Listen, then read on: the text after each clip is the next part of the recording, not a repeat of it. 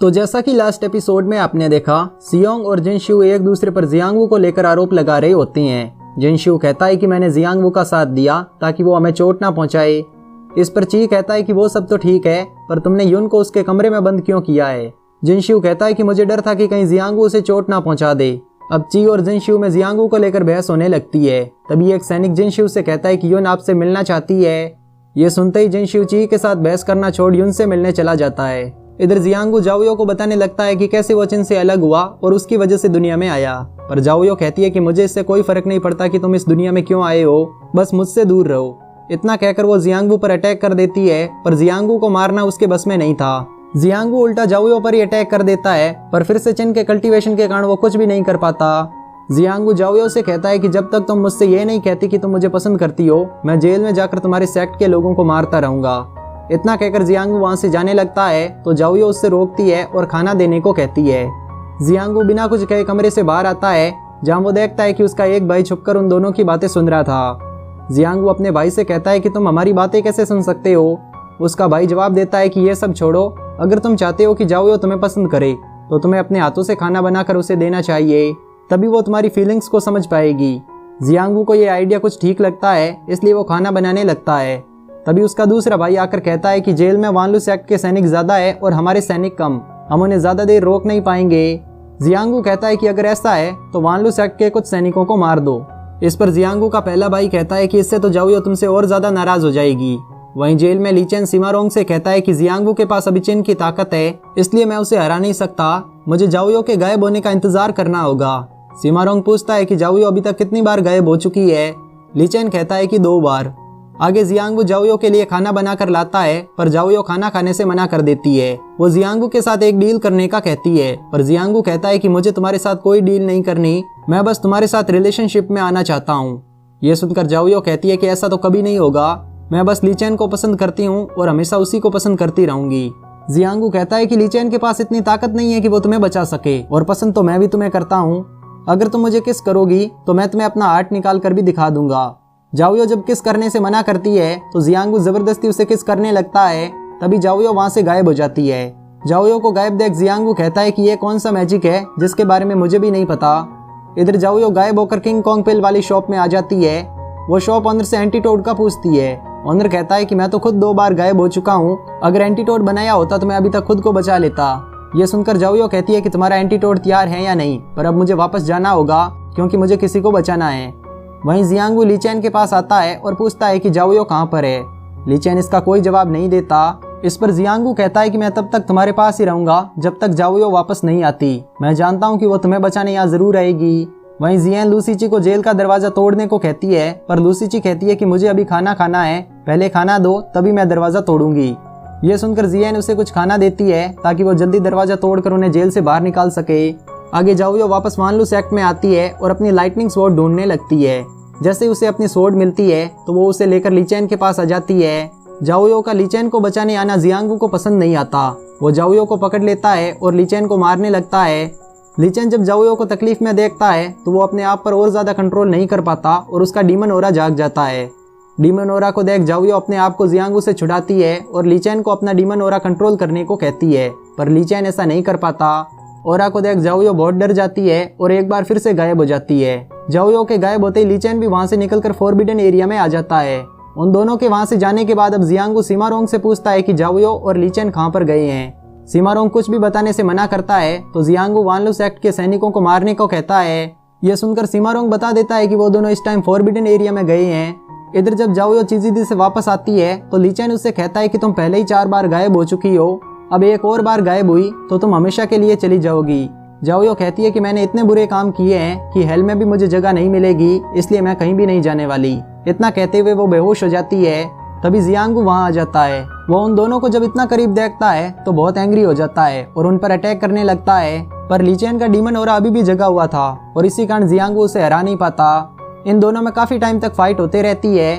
थोड़ी देर फाइट करने के बाद लीचेन जियांगवू से कहता है कि जाओयो के पास अब ज्यादा टाइम नहीं बचा है, अगर तुम मेरी मदद करो तो मैं उसे बचा सकता हूँ। जरा सोचो, जाओयो ही नहीं बचेगी तो हमारे फाइट करने का क्या मतलब होगा। यह सुनकर जियांगवू कहता है कि मैं तुम्हारी मदद करूंगा, पर पहले तुम्हें मेरे सामने घुटने टेकने होंगे और हार माननी होगी। इस पर लीचेन बिना एक भी सेकंड गवाए जियांगवू के सामने घुटने टेक देता है। ये देख जियांगू पूछता है कि जाओयो को ऐसा क्या हुआ है कि उसे बचाने के लिए तुमने मेरे सामने घुटने भी टेक दिए। ली चेन कहता है कि तुमने जाओयो को गायब होते हुए देखा होगा, वो 4 बार पहले भी गायब हो चुकी है और अगर इस बार गायब हुई तो मर जाएगी। पूरी बात सुनने के बाद जियांगू ली चेन से कहता है कि मैं जाओयो को बचाऊंगा, इसलिए नहीं कि तुमने मुझसे कहा है, पर इसलिए क्योंकि मैं उसे पसंद करता हूँ। अब जियांगू और ली चेन जाओयो को लेकर पैलेस में आते हैं, जहाँ ली चेन जियांगू को चिन का दिया वेपन दिखाते हुए कहता है कि तुम्हारे पास चिन की पावर है, इसलिए तुम्हें इस वेपन को शुरू करना होगा जिससे हेक्सागोनल डायमंड फॉर्मेशन शुरू हो सके। सिर्फ तभी हम जाओयो को बचा पाएंगे, पर एक बात याद रखना, इस बीच हमें फॉर्मेशन को मेंटेन करके रखना होगा, नहीं तो हम तीनों भी मारे जा सकते हैं। इधर लिन अपनी सिस्टर को लेकर वान लू सेक की जेल में आती है और आधा सहित सभी सैनिकों को छुड़ा देती है ताकि वो ली चेन को बचा सके। वहीं जियांगू और ली चेन मिलकर अब हेक्सागोनल डायमंड फॉर्मेशन शुरू कर देते हैं। फॉर्मेशन शुरू तो हो जाता है, पर क्योंकि चिन के पास प्योर एनर्जी थी, वहीं जियांगू के पास डीमन एनर्जी, इसी कारण फॉर्मेशन ठीक से काम नहीं करता। जियांगू जाओयो को ऐसे मरते हुए नहीं देख सकता था, आफ्टर ऑल वो इस दुनिया में आया भी उसी के लिए था। अब जियांगू अपना डीमन हार्ट अपनी बॉडी से बाहर निकाल देता है, जिस कारण उसकी बॉडी से प्योर एनर्जी निकलने लगती है। तभी लिन वहां आ जाती है और जाओयो को मारने की कोशिश करती है। वो जाओयो की लाइटनिंग स्वॉर्ड लेकर जाओयो पर ही हमला करती है, पर ली चेन बीच में आ जाता है। ली चेन को ऐसा करता देख लिन उससे कहती है कि मैंने हमेशा तुम्हें ही पसंद किया है, मैंने तुम्हें और वान लू सेक को हमेशा बचाया है। ये आखिरी बार है जब मैं तुम्हें जिंदा छोड़ रही हूँ, पर इसके बाद ऐसा कभी नहीं होगा। इतना कहकर लिन वहां से चली जाती है। वहीं आदा भी तब तक जेल से सीमारोंग, शेनचियान, लूसीची और जियन को आजाद करवा देता है। आगे जब जाओयो को होश आता है तो वो उसे बचाने के लिए ली चेन का शुक्रिया अदा करती है, पर तभी जियांगू बीच में आकर कहता है कि मैंने भी तुम्हें बचाया है, क्या तुम मेरा शुक्रिया अदा नहीं करोगी। जाओयो इस बात को मानने से मना कर देती है कि जियांगू ने उसे बचाया होगा। इस पर जियांगू अपनी हार्ट वाली साइड दिखाता है जहाँ पर अब हार्ट नहीं था। वो जाओयो से कहता है कि अगर तुम मेरे लिए कुछ करना ही चाहती हो तो मेरे साथ वान लू सेक में रहो और ली चेन को यहाँ से हमेशा के लिए दूर भेज दो। जाओयो कहती है कि ऐसा कभी नहीं होगा। जियांगू कहता है कि तो फिर तुम वान लू सेक मुझे दे दो। जाओयो इसके लिए भी मना करती है। अब जियांगू कहता है कि अब से हम तीनों वान लू सेक के लीडर होंगे, और ये सिर्फ इसलिए क्योंकि मैं तुम्हें पसंद करता हूँ। जाओयो को इससे कोई परेशानी नहीं थी, इसलिए वो जियांगू की यह कंडीशन मान लेती है। आगे ये तीनों वान लू सेक के पैलेस में आते हैं और एज ए लीडर अपनी पोजीशन पर बैठने लगती हैं, पर जियांगू को यह कुछ ठीक नहीं लगता। वो कहता है कि जाओयो वान लू सेक की लीडर है, पर ली चेन इसके लेफ्ट साइड में नहीं बैठ सकता, लेफ्ट साइड सिर्फ मैं ही बैठ सकता हूँ। जाओयो कहती है कि यहाँ का रूल है पहले आओ पहले पाओ। इस पर जियांगू कहता है कि मैं भी लीडर हूँ और मेरे ऑर्डर को भी फॉलो किया जाएगा। इतना कहकर वो ली चेन के साथ उसी की सीट पर बैठ जाता है। अब जाओयो सभी को जियांगू के नए लीडर बनने के बारे में बताने लगती है, पर जियांगू बीच में बोलकर सभी को पहले ही यह बात बता देता है। जाओयो फिर से कुछ कहने वाली होती है तो जियांगू फिर से उसकी बात काट देता है। इस पर जाओयो जियांगू से कहती है कि तुम ही सभी को नए रूल क्यों नहीं बताते। यह सुनकर जियांगू कहता है कि मेरा आज का रूटीन हो गया, अब तुम ही रूल बताओ। इस टाइम पैलेस में सभी सीरियस थे, पर जियांगू की हरकतों से सभी बड़ी मुश्किल से अपनी हंसी पर काबू कर रहे थे। आगे हानगुआंग वापस अपने मेंशन में आता है और अपने सर्वेंट टंजी से कहता है कि पहले क्या 2 लीडर कम थे, जो अब तीसरा भी परेशान करने आ गया है। यह वान लू सेक कम और प्लेग्राउंड ज्यादा लग रहा है। अब हानगुआंग शेनचियान के बारे में पूछता है तो अंजी कहता है कि वो किचन में है और सुबह से खाना बनाने की कोशिश कर रही है। ये सुनकर हानगुआंग किचन में आता है। वो शेनचियान से कहता है कि यहाँ तो इन तीनों लीडर ने पहले ही मुझे परेशान करके रखा है, क्यों ना अब हम दोनों भी मैरिज कर लें, क्या तुम इसके लिए तैयार हो। शेनचियान तो खुद उससे मैरिज करना चाहती थी, इसलिए वो तुरंत हाँ कर देती है। इधर मिंग शुआन जियांग के एक डिसिपल से कहता है कि जियांग ने मेरी जान बचाई है, मैं भी उसकी जान बचाना चाहता हूँ, इसलिए मुझे बताओ कि जियांग की फैमिली में 30 साल से ज्यादा कोई जिंदा क्यों नहीं रह पाता। इस पर वो डिसिपल, जिसका नाम याजी था, जियांग के इनर फोर्स के बारे में सब कुछ बता देता है। आगे जाओयो मार्केट में आती है, जहाँ जियांगू भी उससे मिलने आ जाता है। जाओयो उससे कहती है कि तुमने अपनी पावर का यूज मुझे बचाने में क्यों किया, जबकि उस टाइम तुम सबसे ताकतवर थे।